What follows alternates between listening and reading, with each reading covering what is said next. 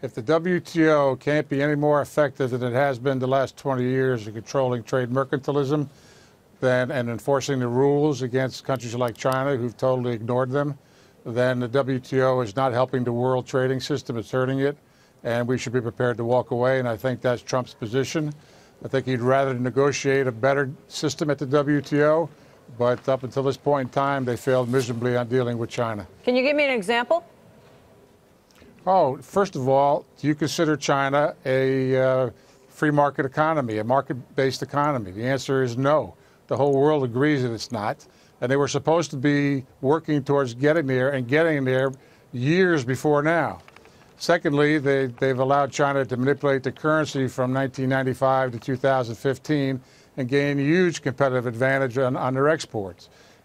China has flaunted every commitment that they made to the U.S. and to the World Trade Organization when they joined, and nobody has held them accountable. And I blame past administrations for not doing that as well. What would it mean in practical terms if the U.S. pulled out of the WTO? I mean, we've pulled out under the Trump administration of several other multilateral agreements, the TPP, the Paris Climate Accords, to seemingly relatively little practical impact. But would this be different? Would there be a practical impact?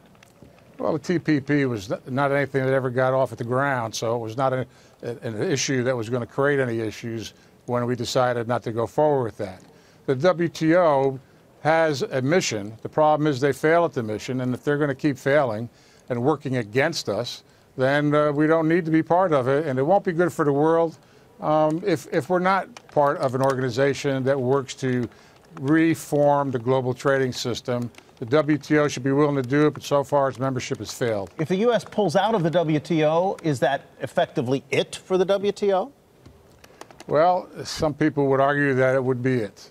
If the United States is not involved, which is the largest economy in the world, taking the most imports, if the United States pulls out of it, it's going to be a big deal, obviously. So what happens then when you have a trade dispute? If you're not going to do it through the WTO, you just follow the Trump model, which is to do lots of unilateral things at the federal government level.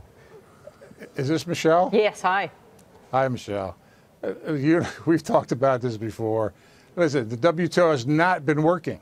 Okay, the process takes forever. No, I know you made that point. So then the way it works, so it's not going to be any different than it is now. We are forced to take these unilateral actions because it has not been working to the benefit of the world and to our detriment because we've had the most open market in the world.